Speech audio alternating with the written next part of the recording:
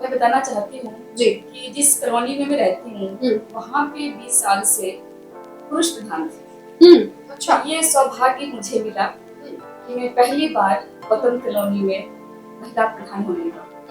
और जब मैं प्रधान बनी तो बहुत ही चुनौती भरापूर्ण था मेरा सफर। अच्छा। अभी भी है। कभी कोशिश नहीं किया कि आप पॉलिटिक्स के अपर लेवल पे जाएं, थोड़ा मुख्यमंत्री बने?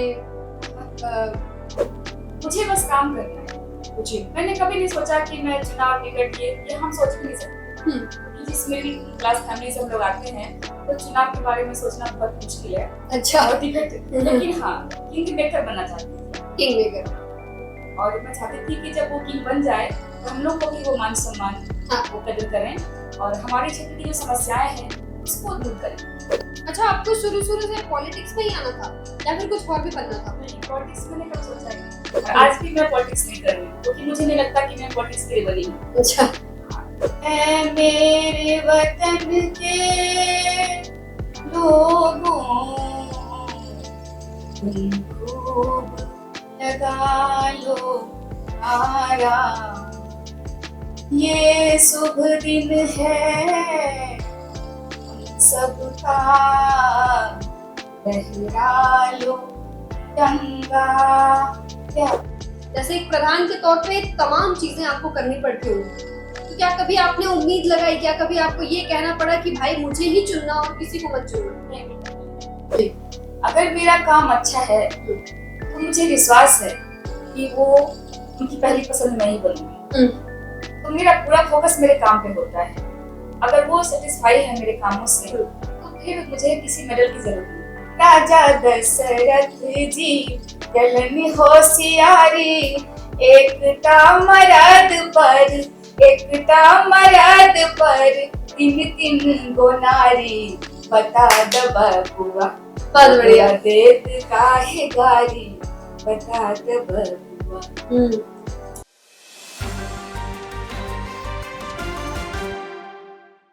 स्वागत है आप सबका हमारे चैनल आंचलिक खबरों में। मैं नेहा द्विवेदी आपके साथ। तो जैसा आपको पता है, हर बार हम आपको एक ऐसी शख्सियत से मिलाते हैं जो आज हमारे बीच एक ऐसी शख्सियत है जो मौजूद है, गिरजा झा, जो इस समाज में एक बेहतरीन योगदान के साथ नारी सशक्तिकरण को भी बढ़ावा देती है।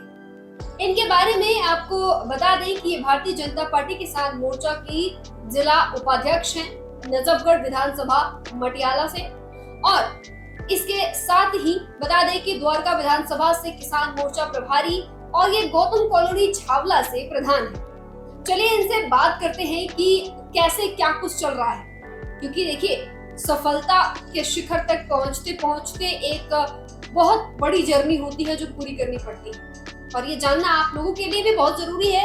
कुछ लोग कहते हैं कि अगर पॉलिटिक्स में आना है तो नेपोटिज्म का सहारा लेना पड़ता है, लेकिन ऐसा कुछ भी नहीं है। कुछ लोग होते हैं जो तलवे चाट के नहीं बल्कि तलवे घिस के पहुंचते हैं उस शिखर तक। तो चलिए मैम, आपका बहुत स्वागत है हमारे चैनल में।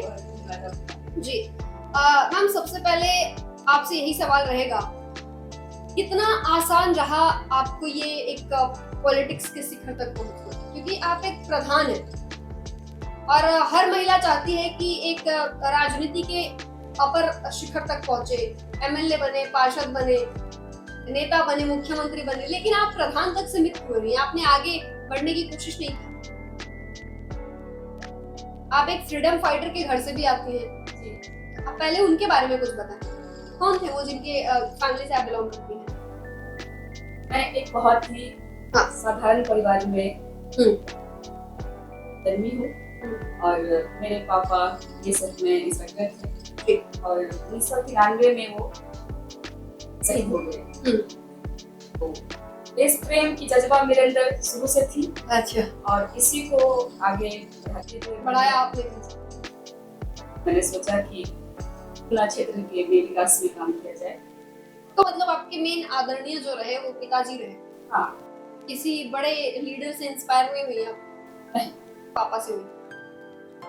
तो आप अभी एक प्रधान है, कितना सहज होता है लोगों से जुड़ पाना? खास तौर पे आप एक महिला प्रधान हैं तो आपके एरिया की जितनी भी महिलाएं होंगी वो आपसे जुड़ती होंगी, आपसे अपनी समस्याएं कहने में सहज होंगी। अच्छा लगता है आपको? कैसा लगता है? मैं बताना चाहती हूँ जी कि जिस कॉलोनी में मैं रहती हूँ वहाँ पे 20 साल से पुरुष प्रधान थे। अच्छा ये सौभाग्य मुझे मिला कि मैं पहली बार गौतम कॉलोनी में महिला प्रधान होने का।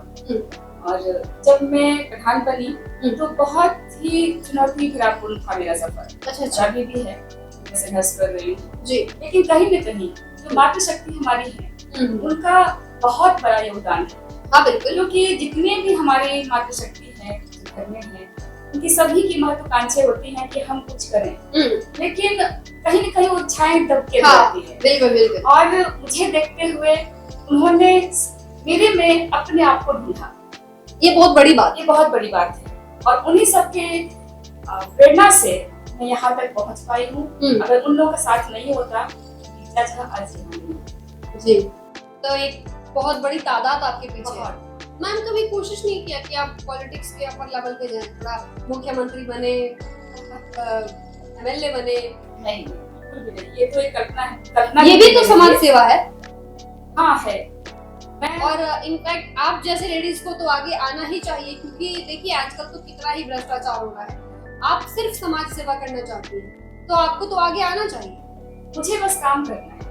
जी, मैंने कभी नहीं सोचा कि मैं चुनाव टिकट ये हम सोच ही नहीं सकते। क्योंकि जिस मिडिल क्लास फैमिली से हम लोग आते हैं तो चुनाव के बारे में सोचना बहुत मुश्किल है। अच्छा। और टिकट लेकिन हाँ, किंग मेकर बनना चाहती थी। King maker. और मैं चाहती थी कि जब वो किंग बन जाए तो हम लोग को भी वो मान सम्मान वो कदर करें और हमारे क्षेत्र की जो समस्याएं हैं उसको दूर करें। तो वैसे भी आप किंग मेकर तो बनी गई है। प्रधान मतलब किंग मेकर होता है। आप किसी शख्सियत को नहीं बल्कि आप एक पूरे गांव को देख रही है, पूरे जिले को ही संभाल रही है, तो वो भी तो किंग मेकर का ही काम हुआ ना।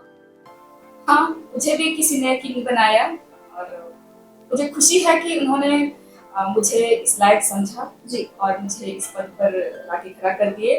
और मैं अभी तक 4 साल से पूरे तन मन धन से मैंने पूरी निष्ठा से इस चीज को मैंने पूरा किया है। आगे भी मेरा प्रयास रहेगा कि मैं अपने जितने भी भाई बहन हैं जो हमारी क्षेत्रीय समस्याएं हैं उनके उम्मीदों पर मैं उतर सकूं और अच्छा से अपना बेस्ट में दे सकूं। अच्छा मैम देखिए, सवाल आपसे ये है कि शुरुआती दौर में जो बच्चियां होती हैं ज्यादातर सरकारी रुझान होता है। आजकल तो यूपीएससी आ गया है, आईएएस बनना होता है। मुझे नहीं लगता कि आप बहुत ओल्ड एज से आती हैं, मुझे लगता है आप इसी दौर से आती हैं जब कंपटीशन बहुत हाई होता है। तो आपने ऐसी कौन सी मुसीबत, कौन सी परेशानी इन पूरे दरमियान, जैसे पॉलिटिक्स में आने से पहले आपने कैसी कैसी चीजें झेली? क्योंकि आप देखिए भारतीय जनता पार्टी किसान मोर्चा की जिला उपाध्यक्ष भी जी, तो बताएं कुछ इसके बारे में। कैसा रहा ये सफर, कैसा रहा? सफर तो कोई भी आसान नहीं होता, लेकिन चुनौतियों का सामना करना पड़ता है। और इसमें यही कहूंगी कि कोमल है, कमजोर नहीं, शक्ति का नाम ही नारी है, जग को जीवन देने वाली, मौत भी तुझसे हारी है, मौत भी तुझसे हारी है। अगर एक महिला ठान ले कि मुझे करना है तो फिर तो सब कुछ आसान हो जाता है, सब कुछ आसान हो जाता है। और खास तौर पे ये कहा जाता है कि देखिए प्रधानमंत्री नरेंद्र मोदी और बीजेपी जो है महिला सशक्तिकरण को बढ़ावा दे रही है। हाँ, मैं बताना चाहती हूँ कि हमारे देश के जो प्रधानमंत्री जी हैं, आदरणीय नरेंद्र मोदी जी, उनका जो महिलाओं के प्रति आरक्षण बढ़ाना और जिस तरीके से महिला सशक्तिकरण के लिए उन्होंने जो प्रेरणाएं उठाई, कदम उठाए हैं, उसमें बहुत हिम्मत मिला हम लोगों को। और वो ताकत हम अपने क्षेत्र में महसूस करते हैं कि जब वो ऊपर बैठे हुए हैं हमारे लिए, तो फिर किस बात से डरना। बिल्कुल ठीक है, तो वो जो प्लेटफॉर्म हमें मिला है उसका भरपूर लाभ उठाना है और क्षेत्र में विकास करना है। इतना काम करना है कि बस काम करते चले जाना है। अच्छा, आपको शुरू से पॉलिटिक्स में ही आना था या फिर कुछ और भी बनना था? नहीं, पॉलिटिक्स मैंने कब सोचा ही नहीं। आज भी मैं पॉलिटिक्स नहीं कर रही हूँ क्योंकि मुझे नहीं लगता कि मैं पॉलिटिक्स के लिए बनी हूँ। अच्छा।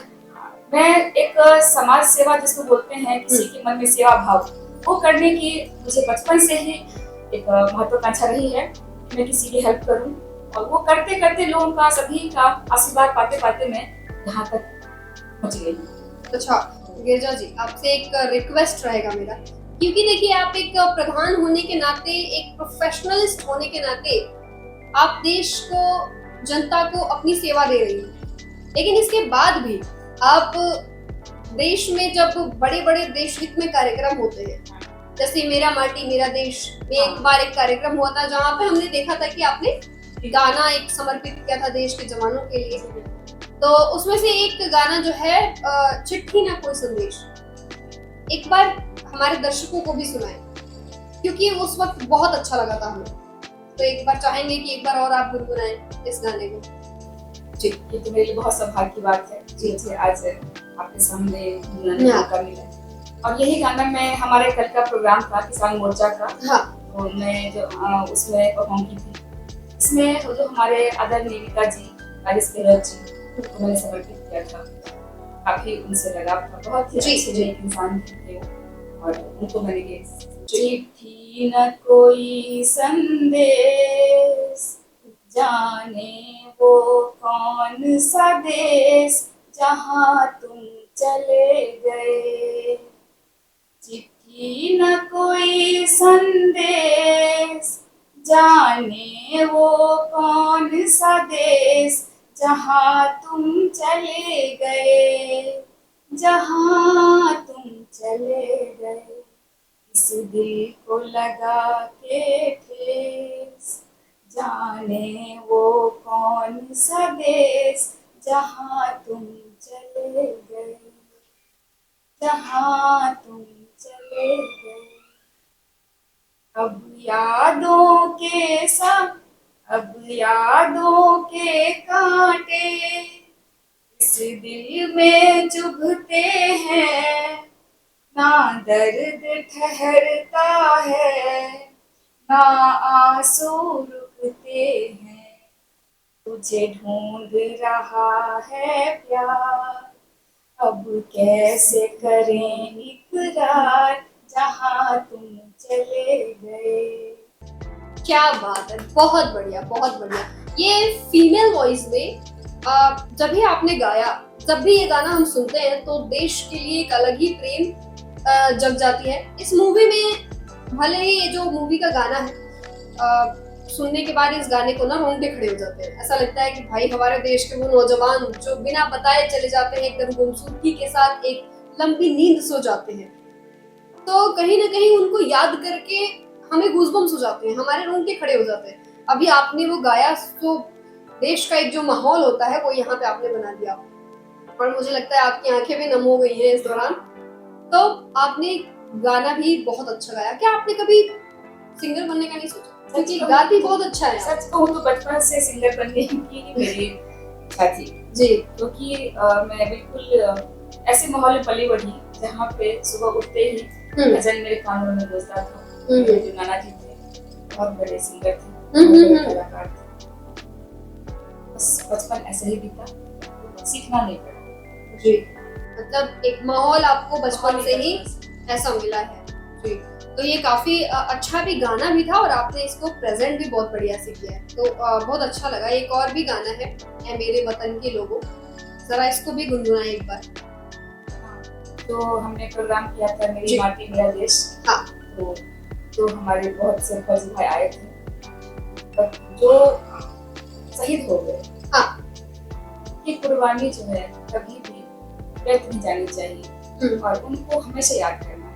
उसी वही गाना है मेरे दिल से बहुत ही करीब है। पापा भी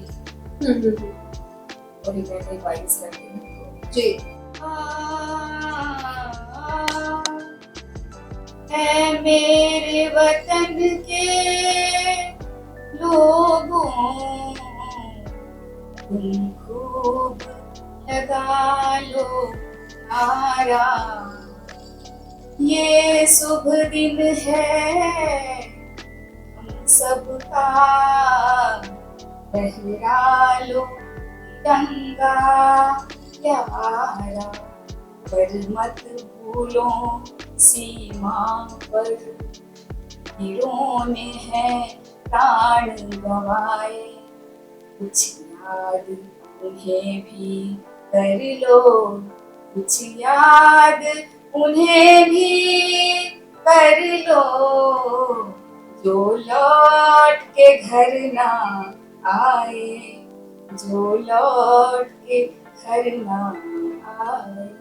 बिल्कुल, बहुत बढ़िया। अगर आपके गाने के साथ इंस्ट्रूमेंट होता तो और भी मजा आ जाता। पूरा एक 15 अगस्त वाला माहौल बन गया। हाँ। बहुत बहुत अच्छा लगा। जब ये समा बनता है कहीं पे भी एक अलग ही वाइब होती है हमारे हिंदुस्तान के गानों में, और खास तौर पे जब लता जी के गाने बजे कहीं, तो ऐसा लगता है कि वाकई हम उन वीरों को भूल रहे हैं, लेकिन अब उनको याद करने का समय आ गया है। तो बहुत अच्छा लगा ये 2 गाने जो आपने गाए, मुझे तो काफी पसंद आए, और इनफैक्ट ये व्यक्तिगत तौर पे मुझे भी ये गाने बहुत पसंद है, ऐ मेरे वतन के लोगों। जी हाँ।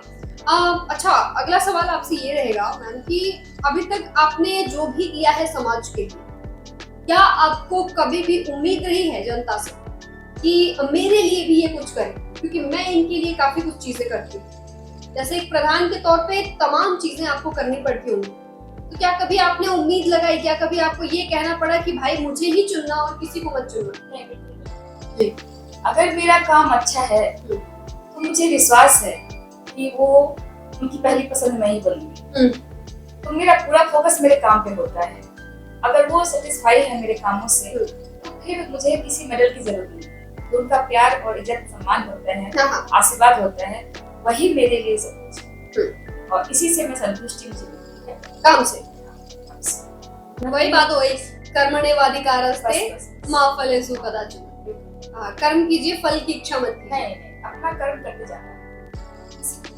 जी, तो देखिए इस दौरान तो आपने ये सारी चीजें फेस करी, और दूसरी बात ये कि अभी इस वक्त जो बिहार में इलेक्शंस होने वाले हैं, उनके बारे में क्या कहना चाहेंगी? अभी देखिए बिहार में बीजेपी का बहुत बड़ा चेहरा कोई नहीं है, ये आप भी मानती है। अगर कहा जा रहा है कि नीतीश कुमार अगर कट ऑफ कर गए, कुर्सी का सीएम का कुर्सी नहीं मिलेगा तो कट ऑफ कर जाएंगे नीतीश चाचा। अब जब कट ऑफ कर जाएगा तो बीजेपी का क्या होगा? क्या लगता है बीजेपी में दोबारा कोई मतलब आने के लायक है सीएम? बिल्कुल बीजेपी ही आएगी, क्योंकि मोदी जी की जो लहर है, जो उनका काम है, जो लोग उनसे प्रभावित हैं, और इसी दिल्ली देहात नहीं, हर जगह अब देख रहे हैं देश विदेशों में, हर जगह ऐसा कोई जगह बचा नहीं है जहाँ के लोग उनसे प्रभावित नहीं है। तो बिहार भी इससे अब बचा हुआ नहीं है। कोई कुछ भी करे, मोदी जी हर जगह हैं, उनके कार्य हर जनता तक गली गली पहुंच चुकी है। बस कुछ सोचने वाली बात नहीं, वहाँ भी बहुत मजबूत कार्यकर्ता लोग हैं, और अगर मौका मिला तो हम भी जाएंगे। और चिराग पासवान तो एनडीए का खेल बिगाड़ने में लगे हुए हैं, एक्स्ट्रा सीटों की मांग कर रहे हैं वो। ये उनकी अपनी राजनीति हो सकती है, लेकिन कहीं न कहीं वो भी मोदी से होते हैं। मोदी के हनुमान कहे जाते हैं, लेकिन इस वक्त मोदी जी के हनुमान 35 सीट मांग के बीजेपी बिहार के राजनीति को अलग ही दिशा में ले जा रहे हैं। ये राजनीति है, यहाँ पे लोग अपने तरीके से हर चीज करते हैं, लेकिन मोदी जी है, उनका जादू चलेगा वहाँ भी। और मुझे बहुत खुशी होगी कि बिहार में भी वही रामराज आएगा। अच्छा, आप भी रामराज को सपोर्ट करती है? हाँ बिल्कुल। तो देखिए अभी क्योंकि जो राम को लाए हैं हम उनको लाएंगे। ये हम लोग हर इलेक्शन में हम लोग आते भी हैं। अच्छा, राम जी से याद आया, एक भजन सुना दीजिए राम जी पे। आपने रामलीला में बहुत सुंदर प्रस्तुति की थी, तो प्लीज रिक्वेस्ट है। हाँ, रामलीला में मैंने भजन गाया था, तो सादा सिंह जी का गाना गाया हुआ है। राम जी से पूछे,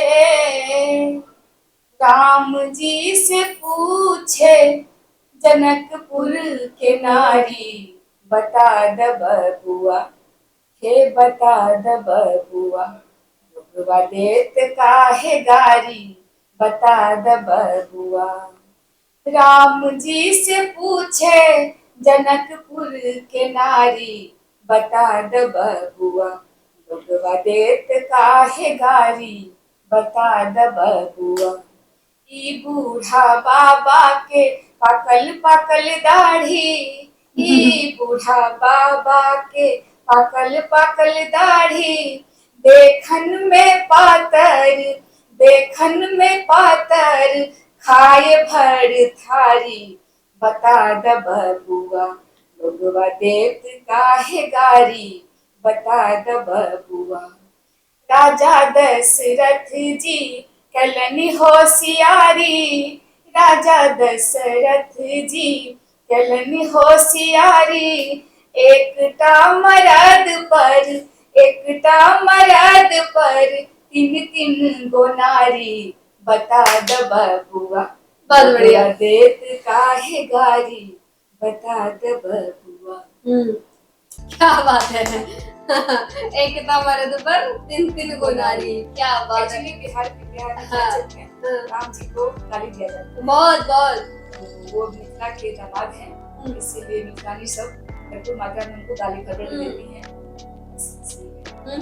ये शारदा सिन्हा जी ने हाँ, गाया था हाँ, और इस गाने में बहुत रस है और आपने अभी प्रस्तुति की उसमें भी बहुत रस था। देखिए मिथिलांचल के लोगों में एक अलग ही रस होता है, वो बोलते भी हैं तो उनको लोग सुनना चाहते हैं, पसंद करते हैं सुनना। तो राम जी तो दामाद थे। हाँ। हैं और हमारी मिथिला की बेटी सीता जी मैया है। इसी मिथिला की मूवी से मैं छोटा सा अपनी बहन जी के लिए जी बिल्कुल, वो तो बनता ही है भाई, जीजा जी के लिए हुआ तो। सिया जी बहिनिया हमार हो, राम लगी है पहुना माँ। सिया जी बहिनिया हमार हो, राम लगी है पहुना माँ।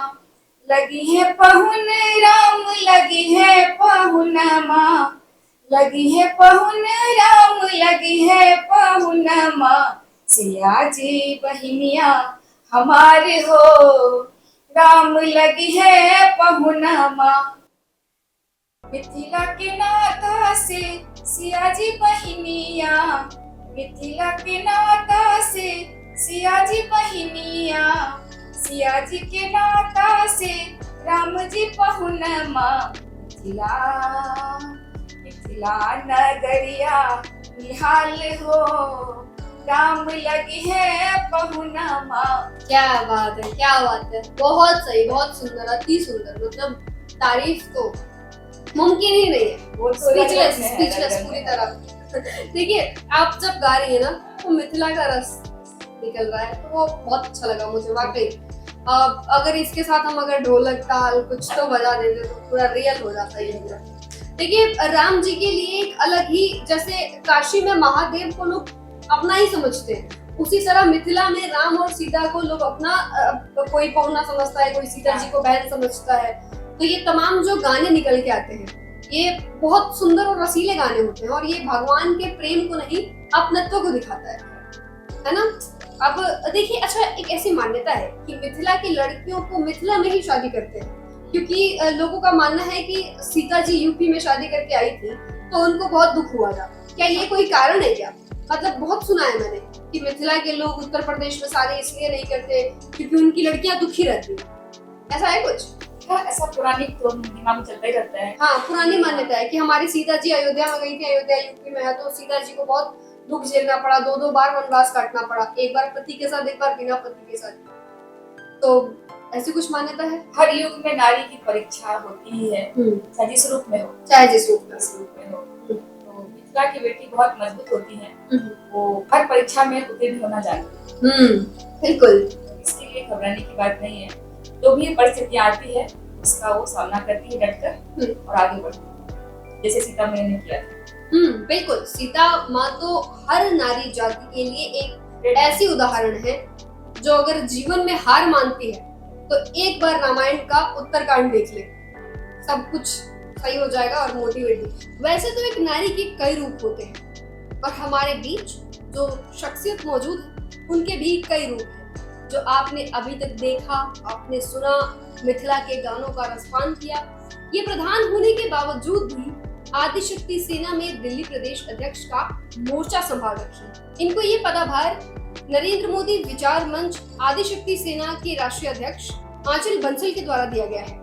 तो चलिए इनसे बात करते हैं कि एक सनातन धर्म को आगे बढ़ाने के लिए इसमें इनका क्या कुछ योगदान है। तो आप इसके बारे में कुछ बताएं। आपको दिल्ली का प्रदेश अध्यक्ष बनाया गया है, तो इसमें कहा गया है कि आप सनातन धर्म को बढ़ावा देंगे। सनातन धर्म के लिए क्या कुछ, पहले तो सवाल आपसे रहे, सनातन धर्म आप क्या समझते हैं? सनातन धर्म से सनातन धर्म हर हिंदुस्तानी के रग रग में बसा हुआ है और मैं भी एक सनातनी हूँ।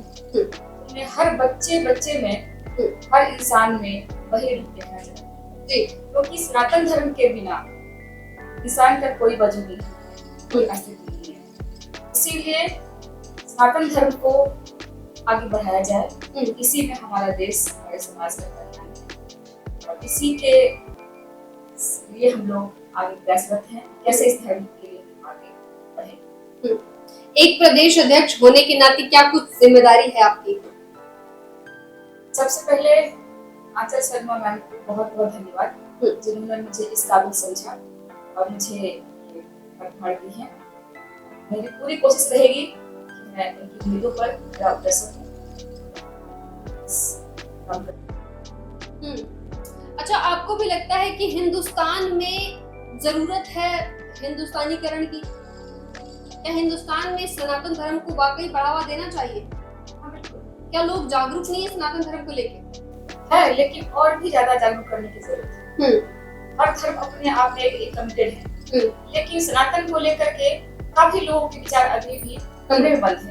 अच्छा, मन में है लेकिन वो बाहर निकल नहीं रहा। उसको हमें संगठन को मजबूत करके एक जगह पे लाना है और उसके बाद हर सनातनी को मतलब कुछ कहने की जरूरत नहीं पड़ना चाहिए, सबको यूनिटी के साथ काम करना चाहिए। देखिए, इस दौरान सबसे पहले तो आपको बहुत बहुत मुबारकबाद कि आपको दिल्ली प्रदेश अध्यक्ष बनाया गया। और इसके साथ ही सबसे बड़ा सवाल यह है कि देखिए, सनातन धर्म के ठेकेदार तो बहुत है इस देश में, लेकिन वाकई सनातन धर्म को आगे कैसे बढ़ाया जाए? सनातन धर्म का ठेकेदार नहीं बनना चाहती हूँ, लेकिन ये एक मेरी विचारधारा है और इसके बिना कोई अस्तित्व है ही नहीं। इसीलिए अपने विचारधारा से जुड़े हुए जो भी लोग हैं, उनको एकत्रित करके और बहुत ही मजबूती से संगठन के साथ में आगे बढ़ना है और बच्चे बच्चे तक ये संदेश पहुंचाना है। इसके बिना हमारा कोई भविष्य नहीं। जी, अच्छा, आपने एक रिक्वेस्ट रहेगा, आप मिथिला से हैं, तो मिथिला से रही हैं और अगर एक गाना हो जाता जो शारदा सिन्हा जी ने गाया था, पटना के घाट पे ही अर्घ देंगे, कोई घाट और नहीं जाएंगे। देखिए, भोजपुरी में है, मैं उतने अच्छे से बता नहीं पा रही हूँ, लेकिन मैंने ये गाना सुना है, व्यक्तिगत तौर पे मुझे पसंद भी है, तो एक बार आप गुनगुनाएं वो गाना, पटना के घाट पे ही अर्घ देहब छठी मैया। जी, बहुत बहुत धन्यवाद। पटना का घाट बहुत फेमस है इस गाने से और शारदा सिन्हा जी के बगैर तो ये कभी नहीं। जी, बिल्कुल मैं गाना चाहती हूँ। पटना के घाट पर हम हूँ अरघिया देवई है छठी मैया। पटना के घाट पर हम हूँ अरघिया देवई है छठी मैया। हम ना जाइब दोसर घाट देखब है छठी मैया। हम ना जाइब दोसर घाट देखब है छठी मैया। सूप लेने ठाड़ बड़ डोम डोमिनिया देखब है छठी मैया। सूप लेने ठाड़ बड़ डोम डोमिनिया देखब है छठी मैया। ओही सूप अर्घ देखब है छठी मैया। पटना के घाट पर हम हूँ अरघिया देवई है छठी मैया। हम ना जाइब दोसर घाट देखब है छठी मैया। वाह, क्या बात है। देखिए, शारदा सिन्हा जी जो गाती हैं, आपकी आवाज में भी वो झलक है जब आप ये गाना गा रही थी। बहुत बहुत सुंदर प्रस्तुति है। एक और छठ पूजा का एक गाना है जो आप सुनाना चाहेंगी? अभी कुछ देर पहले आप मुझे बता रही थी, प्लीज एक बार बताएं। छठी मैया है कनियों कनियों होइयो ने सहाय। छठी मैया है कनियों कनियों होइयो ने सहाय। पहिला मंगै छी मैया पहिला मंगै छी मैया। पहिला मंगै छी हे मैया। भाई रे भतीजवा छठी मैया है। उजरल नैहर दियौ ने बसाय। छठी मैया है उजरल नैहर दियौ ने बसाय। छठी मैया है कनियों कनियों भैयौ ने सहाय दोसर मंगै छी मैया दोसर मंगै छी हे मैया दोसर मंगै छी हे मैया सिर के सिंदूरबा छठी मैया हे जुगे जुगे रहे अही बात छठी मैया हे जुगे जुगे रहे अही बात तखन मंगै छी हे मैया तखन मंगै छी हे मैया तखन मंगै छी हे मैया गोदी के बलकवा छठी मैया हे बाझिन पद दियौ ने छोड़ाय छठी मैया हे बाझिन पद दियौ ने छोड़ाय छठी मैया हे कनियों कनियों भैयौ ने सहाय तखन मंगै छी हे मैया तखन मंगै छी हे मैया तखन मंगै छी हे मैया अन्न धन लक्ष्मी छठी मैया हे दरिद्र पद दियौ ने छोड़ाय छठी मैया हे दरिद्र पद दियौ ने छोड़ाय छठी मैया हे कनियों कनियों भैयौ ने सहाय। क्या बात है, बहुत बढ़िया एकदम छठ का समागम बन गया, अच्छा लग रहा है काफी। हाँ, छठ का पूजा आने वाला है। ऐसा लगता है कि आप बहुत कनेक्टेड हैं बहुत ज्यादा, है ना? हर मिथिलावासी जितने भी हैं पूर्वांचल के हिमाचल के हाँ, छठ पूजा देखिए एक त्योहार नहीं है सिर्फ, ये एक इमोशंस है। यूपी बिहार के लोगों के लिए ये इमोशन है, आस्था का प्रतीक आस्था का प्रतीक है। तो महापर्व किया गया है ना। और उगते हुए सूरज को तो हर कोई सलाम करता है। हमारे मिथिलांचल में हमारे पूर्वांचल में उगते हुए सूरज को भी अर्घ दिया जाता है। बिल्कुल, बहुत ही प्रेरणा के स्रोत हम सबके लिए कि जीवन का अस्त कभी नहीं होना है। बिल्कुल उगते हुए भी हमें आगे बढ़ना है और हम बढ़ेंगे। उगना जीवन का लक्ष्य है और डूबते हुए भी सहारा बनाना ही बनाना है। तो जैसा आप देख रहे थे कि इस वक्त हमारे साथ एक ऐसी शख्सियत मौजूद थी जिनके अंदर एकदम मल्टी टैलेंटेड है, जो प्रधान होने के बावजूद एक सिंगर है और इस तरीके के तमाम पदाभार लेके चल रही हैं और एक नारी शक्ति होने का लगातार दावा कर रही हैं और इस पुरुष प्रधान देश में लगातार अपने अस्तित्व को निखार रही हैं। मैम, इस इंटरव्यू में जुड़ने के लिए आपका तमाम बहुत शुक्रिया है और जितनी भी आपने जानकारी साझा की अपने जीवन के बारे में, अपने पॉलिटिकल करियर के बारे में, आपने तमाम सुंदर सुंदर रसीले भजन सुनाए, आपने छठ मैया तमाम चीजें। तो जाते जाते आप एक जो और गाना लास्ट में जो बजा था एक मिथिला के आवाज में, हालांकि ये भी मिथिला में ही था, वो सुनाए, उसके बाद फिर हम दर्शकों से आज्ञा लेंगे। जी मैं एक बात कहना चाहती हूँ कि एक मैं बहुत ही छोटी सी कार्यकर्ता हूँ। हाँ। लोग कई बार मुझे कहते नेता जी कहते बुलाते हैं तो अच्छा लगता है, लेकिन नेता कभी नहीं मान सकते और शायद कैसे बनूंगी मुझे नहीं पता।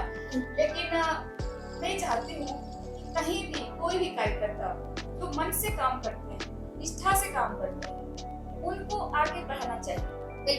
और वो चीज मेरे साथ नहीं हुआ।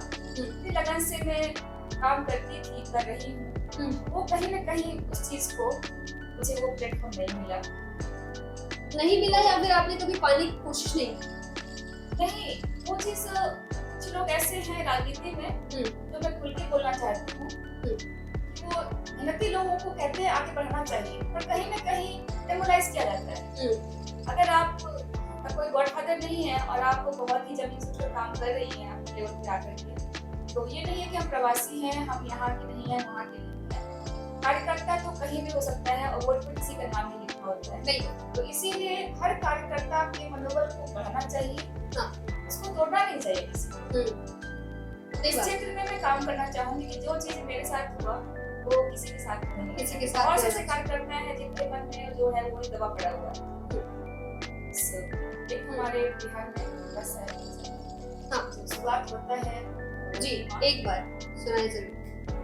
जया जया भैरवी असुर भयाउनी, जया जया भैरवी असुर भयाउनी, पशुपति भामिनी माया, सहज सुमति वर दिया है गोसाउनी, सहज सुमति वर दिया है गोसाउनी, अनुमति गति तू पाया, वासरी रैन सवासिन शोभित, वासरी रैन सवासिन शोभित, चरण चंद्र मणि चूरा, कतोक दैत्य मारी मुख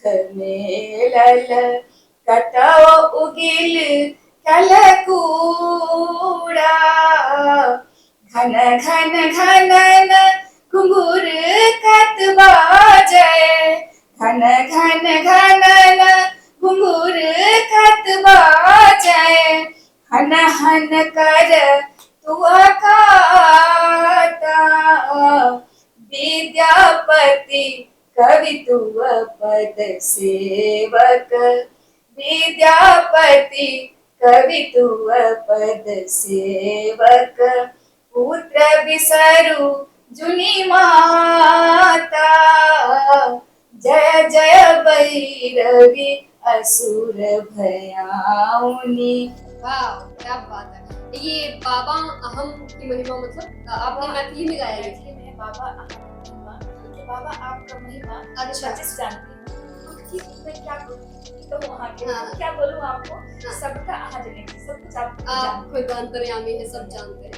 तो बस इन सारे तमाम रसीले गानों के साथ, भजनों के साथ हम लेंगे आपके साथ इजाजत। मैम आपका बहुत शुक्रिया, बहुत धन्यवाद हमारे स्टूडियो में आने के लिए।